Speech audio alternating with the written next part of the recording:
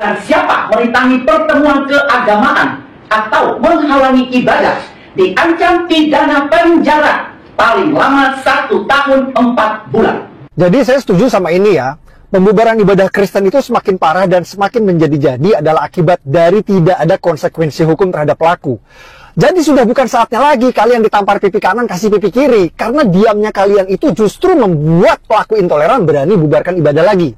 Waktunya kalian umat Kristen bangkit lawan penindasan, jangan diam. Kalau kalian tidak ingin ada ibadah dibubarkan lagi, pastikan pelaku dihukum. Agar orang berpikir 1000 kali sebelum membubarkan ibadah kalian lagi.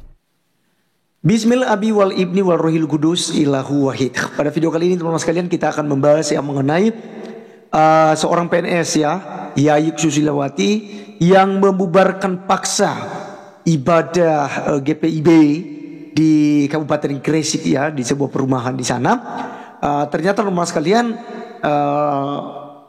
ya kasusnya ini tidak berhenti begitu aja sekalipun sudah diselesaikan, tetapi dari tim Gelarua ini teman-teman sekalian ini bukan orang-orang Kristen saja ya, tapi sebuah tim untuk apa? Menjaga NKRI dan juga kerukunan umat beragama. Jadi jika ada orang-orang oknum-oknum seperti Yayi Susilawati ini seorang PNS, itu pasti mereka yang akan tangani, mereka akan melaporkan ke pihak kepolisian. Dan kali ini mereka melaporkan secara resmi. Yayi Susilawati ini seorang radikalisme. Ya saya katakan seorang radikal teman-teman sekalian. Baik, kita langsung saja simak videonya dan dengarkan berikut ini.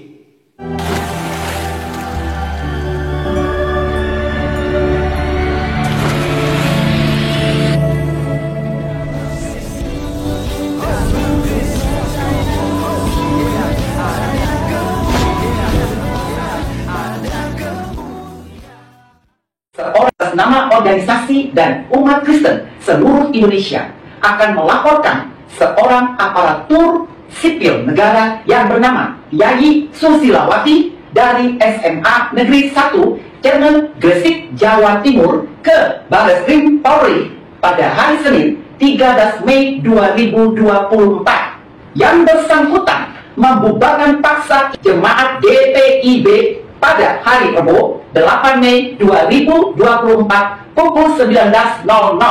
Perbuatan ini melanggar pasal 175 KUHP.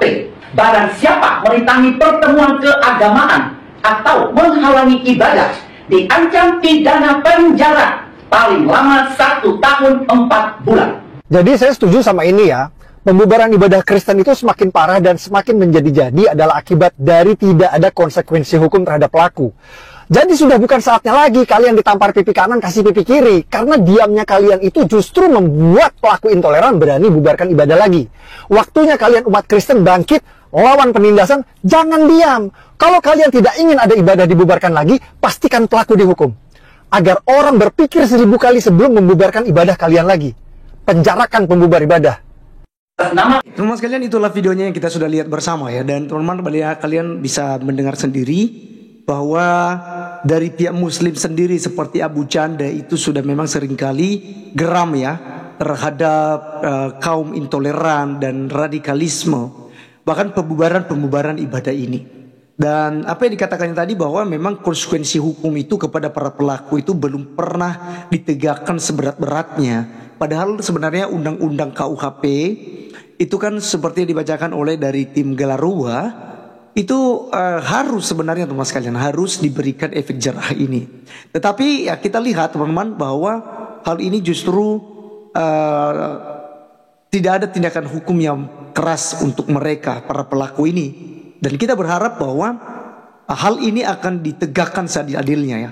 Jadi bukan hanya saja di Kabupaten Gresik ini, yaitu Yayi Susilawati seorang PNS, tetapi kita berharap bahwa di tempat-tempat lain seperti di Tangsel, di mana kasus RT Diding dan 3 temannya kan telah dilaporkan, dan kemarin kan kita dengar informasi akan terancam 15 tahun ke atas. Kenapa? Karena itu kena pasal berlapis ya, membubarkan ibadah Katolik yang sedang melaksanakan yang namanya doa rosario.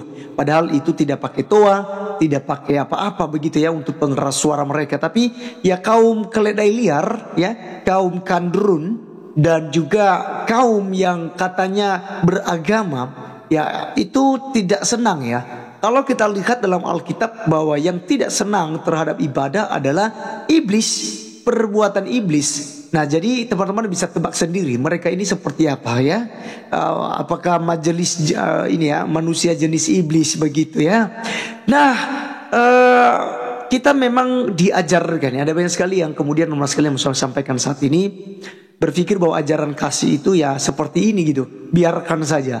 Justru ketika kita membiarkan yang namanya kejahatan, itu bukan ajaran kasih. Ya itu yang saya mau katakan. Kenapa bukan ajaran kasih? Karena kita sengaja membiarkan orang untuk terus jatuh dalam jurang, terus berada di dalam kebodohan gitu ya. Tapi kalau ada efek jerah, karena kita dalam negara hukum, yang dilarang itu kan kita main hakim sendiri tuh, kita balas gitu ya. Orang Kristen demo, lalu kemudian ya tutup ibadah Muslim juga. Ya tidak seperti itu, dan itu tidak diinginkan, tidak juga diperintahkan, tidak dihimbau, bahkan sama sekali ya tidak boleh ada di benak seorang Kristen yang memiliki Tuhan Yesus Kristus. Tapi mari kita serahkan kepada hukum ya, seperti tim Galaruas sudah melaporkan, dan ini yang kita minta supaya nanti pihak hukum itu dari pihak kepolisian menangani dengan baik tanpa pandang bulu, dan itu menghukum. Nah ini yang jauh lebih penting, menghukum yang bersangkutan, ya, sehingga kan hal ini tidak akan terulang lagi di kemudian hari, menjadi efek jerah bagi kaum radikal lainnya, teman-teman sekalian. Ya, tetap kita mengedepankan kasih sekalipun juga kita didorong gitu ya, mengatasnamakan seorang agama Kristen se-Indonesia dari tim Galarua. Ya bisa-bisa aja ya, saya secara pribadi boleh saja saya pun bisa setuju juga hal itu. Tetapi jauh lebih penting adalah kita serahkan kepada pihak hukum. Biarlah pihak hukumlah yang nantinya akan bertindak dalam situasi seperti begini. Baik teman-teman sekalian, sekian video kali ini teman-teman sekalian. Tetap kuat, tetap semangat di dalam Tuhan Yesus Kristus. Saya Arif Gula undur diri, sampai ketemu di video berikutnya. Tuhan Yesus memberkati. Salam.